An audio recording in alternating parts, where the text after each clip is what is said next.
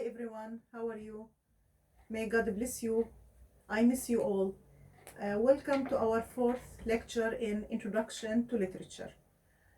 Today we will pursue our study of poetry, and I shall remind you of what we did in the third lecture. Actually, we finished the first example of poetry, which is My Last Duchess by Robert Browning. We analyze the poem, and we are going to move to another poem today. But before I start, I want to remind you to watch carefully and attentively, because I received some questions from students, and these questions show that they did not watch the video, or at least they did not watch a large portion of the video. Please let us watch and then ask questions that need what we call elaboration and exemplification. Then let me emphasize that you can use comments in order to ask for more information, for more examples, or any sort of illustration. I also want to remind you that I posted a PowerPoint about My Last Duchess that explained the poem in more details and in meticulous analysis. Today I will move to discuss another example, which is The Passionate Shepherd to his love. The Passionate Shepherd to his love is classified as a pre-romantic poem. Before I talk about the poem, I shall explain the meaning of pre-romantic. Pre means before, and romantic means a school of thought in literature, history, politics, and art. And definitely I will give some time to talk about the features of romanticism and its distinguishing features. But first, let me say, why do we call the poem a pre-romantic? Pre means before, and romantic, the romantic age. Now, the romantic age in Britain started, roughly speaking, in 1780 and extended to the 19th century, that is 1830, as some historical sources mention. But of course, sources are not similar in their determination of the beginning and the end of the romantic period. The fact that we describe a poem as pre-romantic, it means that it has the qualities, or let us say the characteristics, of romanticism before the actual beginning of the romantic age. If you remember last time, I described My Last Duchess as a lyric, and this poem is also a lyric. And a lyric is a poem that expresses personal feelings. Now, the similarity between this poem and the previous poem is that they both talk about feelings. But this poem talks about feeling from a romantic point of view. And now we come to the crucial question: what is romanticism, and how can we trace the qualities of the romantic features? First of all, romanticism started in the 18th century and extended to the 19th century. And one of the most important distinguishing qualities or features of the romantic period is that it focuses on nature and considers nature as a source of inspiration. So love of nature is an important quality of the romantic movement. It's really a misconception to think of romanticism as a pair of lovers who exchange love looks. Romanticism goes far beyond that. Romanticism is a very rich movement, and it has a lot of characteristics. So the first thing is nature is a source of inspiration. And one of the basic beliefs of romanticism is that we should go back to nature. And if we are to be ennobled, we have to awaken the love of nature in ourselves. Because the closer we are to nature, the more noble we will be. Nature is like a mother in the romantic movement. Therefore, love of nature with its plants, animals, and landscape is an important element. So animals are considered as fellow creatures, and they have the right to exist, and they have the right to enjoy all the natural resources. Therefore, we notice that talking about landscape, animals, flowers, the sea, the mountains, and all the natural phenomena you can think of is an important aspect of Romanticism.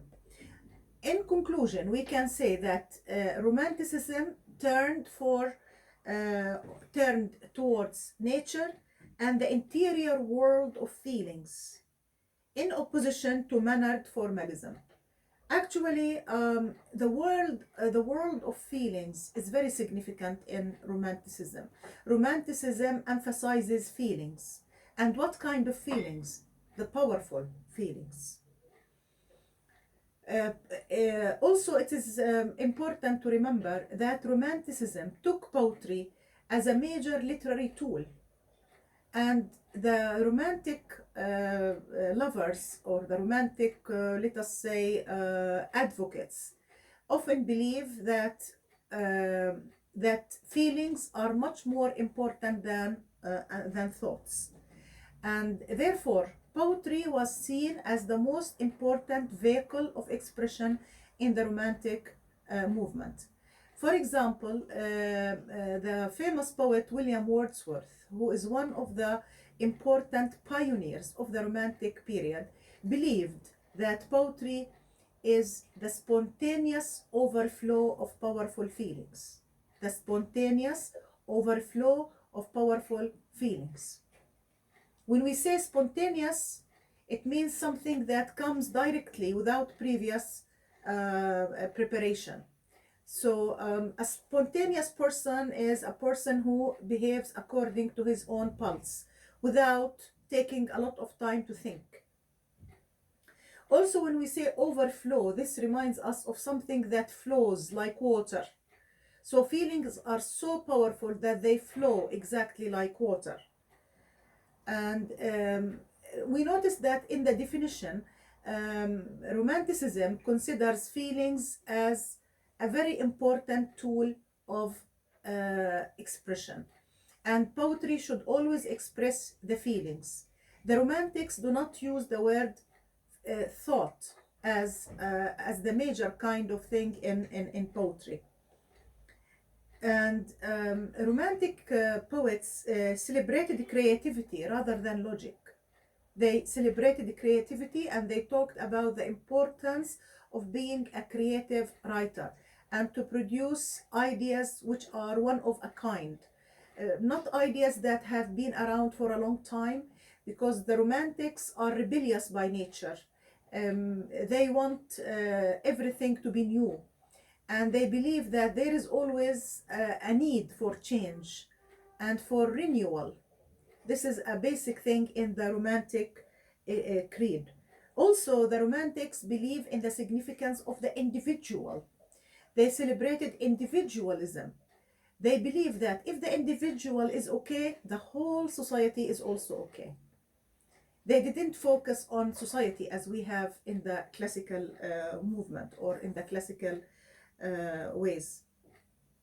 Actually, the Romantics also had a special reverence for the natural world, idealism, physical as well as emotional passion. And there is also a special interest in the mystic and the supernatural. They love nature and they want to go back to it. And love of nature is very much like a kind of belief in the Romantic movement. In order to make the poem clear, we have to think that Romanticism as a movement existed between 1780 and 1830. But does this mean that we don't have romantic features in poetry before this period of time, or even after? The answer is no. Romanticism has always been there, and romantic ideas never died out,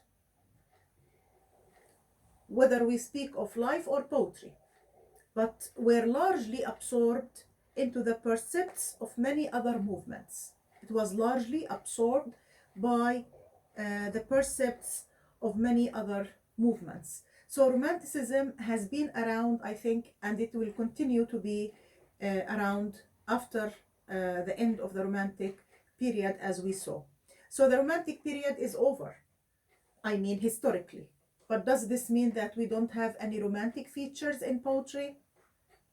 Okay, yes, guys, I can feel that you say no. Now, this poem that we have is seen as pre-romantic. That is, it is conceived with romantic ideas before the actual beginning of the romantic movement historically. Now, the poem that we are going to study is The Passionate Shepherd to His Love.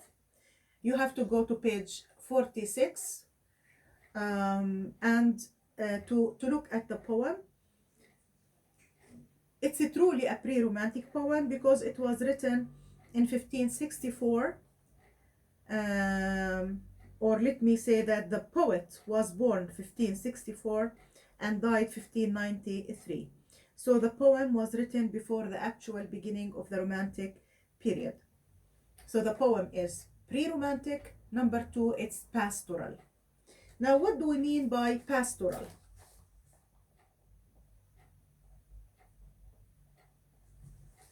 Pastoral. Pastoral is something that relates to the life of shepherds or simple life in general. So this poem is a poem which depicts the lives of shepherds in the countryside. So pastoral poetry or pastoral literature is the kind of literature that depicts or portrays a simple life in the countryside or the simple life of the shepherds.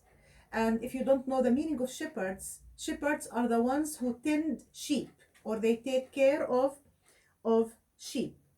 So if we speak about poetry that has a rural setting or a rural background, then we speak of pastoral poetry. Now, since love is an important topic in the Romantic period, we are going to study the invitation of a lover to his beloved lady to come and live with him in the countryside and to enjoy all the blessings of nature. Pretty romantic, huh? As we expected. First, if you look at the poem, you will notice that the poem uses the quatrain, which is a kind of stanza, quatrain, and quatrain reminds us of qua, and the qua means four. So a quatrain is a stanza that consists of 4 lines. 4 lines. The previous poem, My Last Duchess, has couplets.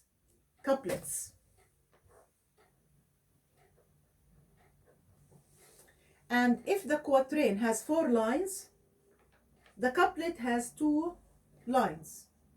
So My Last Duchess used couplets, that is stanzas of 2 lines rhyming together. 2 lines rhyming together. So the rhyme is AA, which means that the line ends with a certain kind of rhyme that is repeated in the second line. So if you remember the previous poem, we have wall and call. This is just to reinforce your knowledge of rhyme. Wall and call, we notice the similarity of sound between wall and call. It's not only in the vowel but also in the consonant. A and L are similar. Wall and call. Okay? Hands and stands. Said and read. Countenance and glance. So every 2 lines rhyme together. So the previous poem used the couplet. Now the poem that we have here uses the quatrain, that is a stanza of 4 lines. But how does it rhyme? The rhyme is AABB. That is 1 and 2, 3 and 4. 1 and 2 rhyme together, 3 and 4 rhyme together. But the difference is that the poem is arranged in 4s, not in 2s, in 4s, which means that it's arranged in 4 lines, as you can see. 1, 2, 3, 4. 1, 2, 3, 4. This is what we call the quatrain.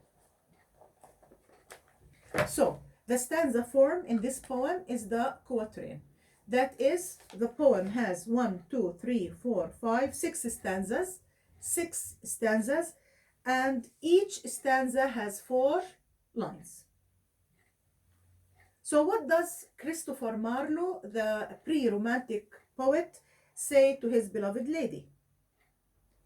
He says, "Come live with me and be my love, and we will all the pleasures prove. The valleys, groves, hills and fields, woods or steepy mountain yields." Okay, so Christopher Marlowe in the first quatrain tells his beloved lady that if she comes and lives with him in the countryside, they will experience all the pleasures that valleys, groves, hills, and fields can offer them. Notice, valleys, you know the meaning of valleys, groves, like areas where you have trees, hills and fields, woods, that is forests, or mountain yields, that is gives. So what are the things that await the lady if she agrees to join her lover and to live with him in the countryside? Actually, all the pleasures are the things that can be taken from nature.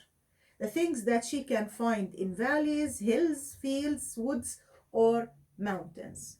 Nothing artificial, nothing urban. All of it is rural. And when I say rural, it means that it is related to the village.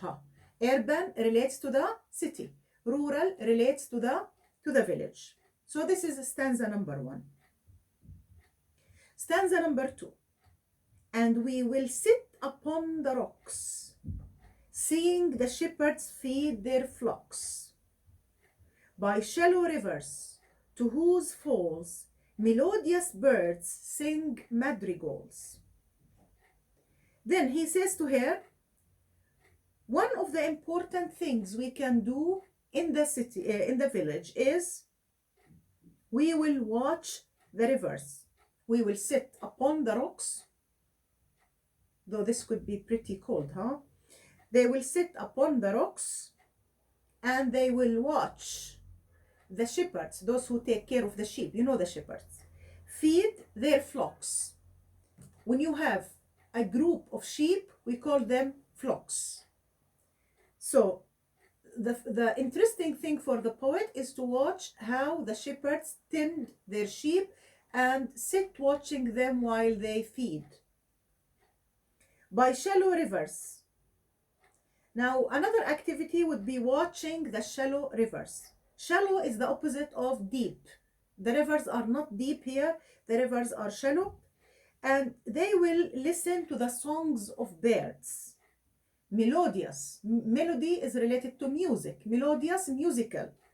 Birds sing madrigals. Madrigals means love poems or love songs. So madrigals means love poems or songs. Stanza 3. And I will make thee beads of roses, and 1,000 fragrant posies, a cap of flowers and a kirtle, embroidered all with leaves of myrtle. In stanza number 3, he promises her to do something. I will make thee beds of roses. He promises to make her beds of roses. So this sounds very romantic. The beloved's lady bed is going to be made of roses. You know, roses are abundant in the village. So he will take the roses and he will build her a beautiful bed to sleep on. Also, he will give her wreaths of roses.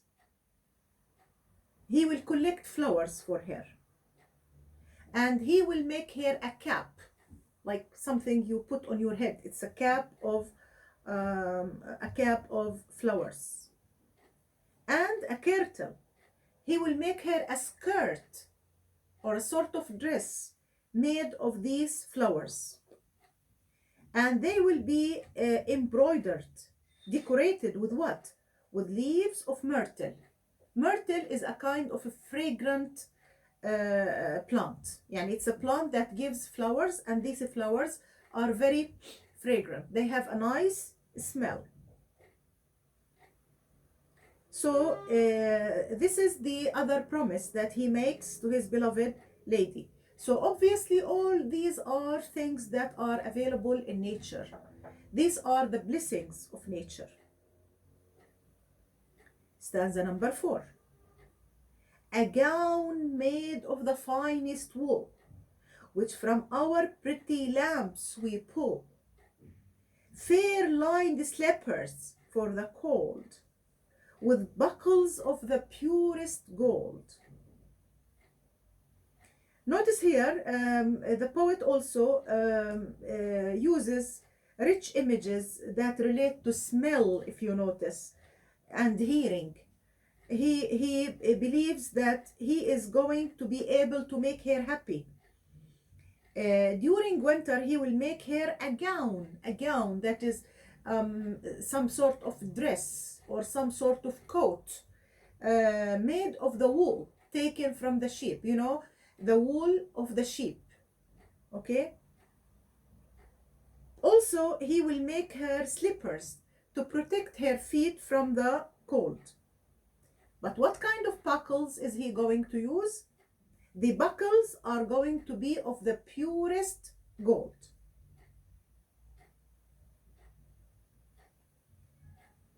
So notice the invitation of the poet. A belt of roses. Now let us move to stanza number 5. A belt of straw and ivy buds, with coral clasps and amber studs. And if these pleasures may thee move, come live with me and be my love. The lady might need a belt, you know, something you wear around your waist. He will make her a kind of belt out of straw, because there is plenty of straw in nature, and ivy buds. Again, ivy is a kind of plant that climbs, actually, as I remember the ivy. And he will also use coral clasps. Coral is a kind of jewelry. It's a kind of precious stone, coral, which has a red color. And he will make her amber studs. Okay? So, if you are interested in these pleasures, then come live with me and be my love. The last stanza. The shepherd swains shall dance and sing for thy delight each May morning. If these delights thy mind may move, then live with me and be my love.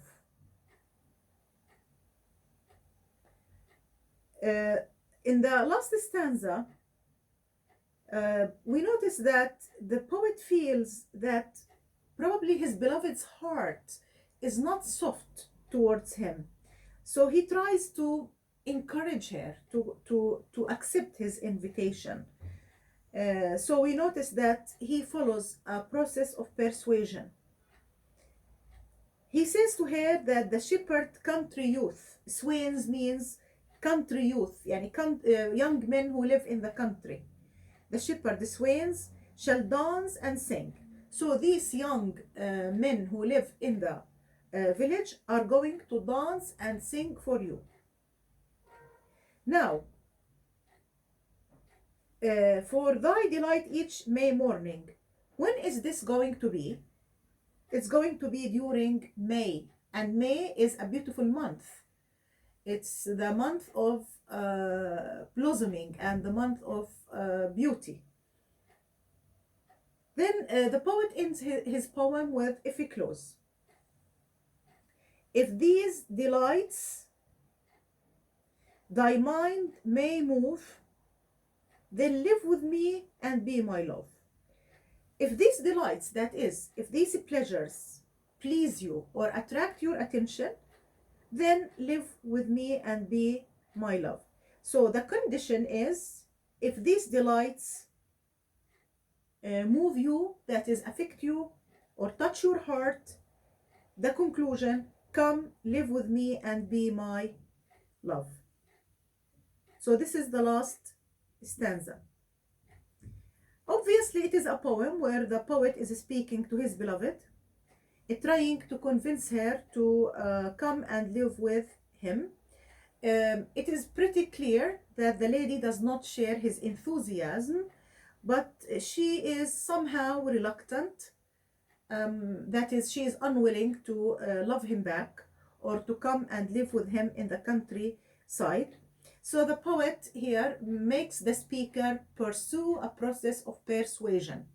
Persuasion is from the verb persuade. That is, he tries to convince his lady. So he has a process of persuasion, which is built on logic. He tries to be logical. He started with an invitation, followed by an argument, and then a conclusion. So these are the three components of the persuasion process. First of all, you have invitation, then you have argument,